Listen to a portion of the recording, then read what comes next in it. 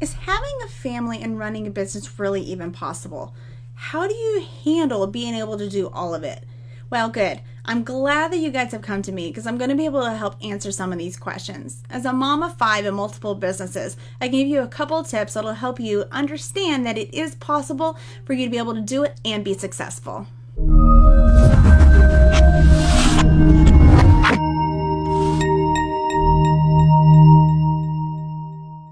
The first step to successfully balancing the family and the business is to make sure that you always put the family first. One of the things that I strive to do, notice I said strive, not that I'm always successful at it, but one of the things I always strive to do is to put the family stuff on the calendar first, because the family comes first, no matter what else is going on.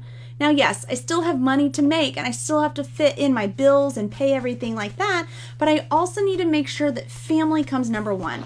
So when I sit down to do my calendar for the year, I put all the family stuff in, vacations and activities and everything that we want done ahead of time. We partner the calendar, with our budget as well to make sure that I know how much I need to make to cover so that we can pay to send the kids to camp or to field trips or whatever other activities that they want to do, but also still be able to balance the bills and meet the deadlines that I need to make for the clients and the other bills that I have going on. The second thing is to fit within that calendar to ensure that I'm only working in the set hours and times that I want to be able to work. What do you mean? We can work when we want to work? Yeah, you are the business owner. You guys can set the timeline on this. If you don't want to necessarily work weekends, don't work weekends. If you don't want to do emails after 5 p.m., don't do them. But you have to consider to make sure that you do get things done. You're also adequately able to convey this information to clients and set the expectation that you won't be doing emails at night, that you won't be shooting on the weekend. Whatever it is your specific policy is that you want to have in order to preserve family time, but also still be able to make your clients happy, needs to be communicated and put out there. I'm not saying you need to tell your clients, hey, I'm taking the weekend off to jet off to Disney. That's not what I'm saying. You don't have to justify yourself, but you need to tell them, I'm sorry, I'm not accepting sessions on the weekends at this time.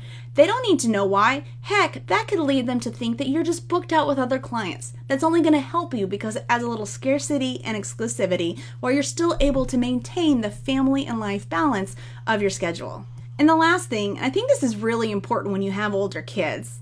Obviously not her, but I do have a 9-year-old. He's our first and our oldest. And I think the important thing is for them to see that you're a business owner. Invite them to your studio. Engage them in your work. Now, I'm not saying to have them around when you're on the phone and you're so that they're screaming in the background when you're talking to a client. Don't take them to sessions. I still think you need to put a professional foot forward. I always try to schedule all my phone calls and all of my communications and interactions with clients when I'm able to dedicate one-on-one time with them only, because professionalism still is key. But I want my kids involved to see exactly what I do and why I do what I do, which is them. So I always try to involve them. Since our oldest is 9, I'm able to explain to him business and marketing theories. And it's so funny because he'll come back and say things to me when he sees all the time now. Whenever we go on a trip and he sees on a billboard, he's able to call out the call to action on it and explain to me why they did something that way. It makes me proud because then I know that my business is not just for fulfilling myself as a creative. It's not just for filling my bank account in order to make ends meet. It's also being able to show and be a role model for my family that I'm able to do this. It means that they are too. They don't have to necessarily take the traditional path that a lot of people try to force upon their children or in schools these days. Nothing wrong with that if you want to take a traditional path, but not all of us are cut from the corporate cloth. And we need to be able to have someone there that encourages and shows us that it's okay to bust out of that and be a small business owner. And who better than someone who has the creative and fun side and someone that's a small business owner as well? I mean, how fun is it that we get to have an actually fun activity for our career in our business? So include that with your children. Let them see what you do. And that will help also make the hard times when you are having to work late nights. It's going to make it all worth it. Every single day is not going to be easy. Some days you just have to accept that at the end of the day, you're not going to get everything done. As long as you have priority lists and efficiency measures in place, you can successfully balance a family and home and do it so that everyone prospers and sees the benefits of it.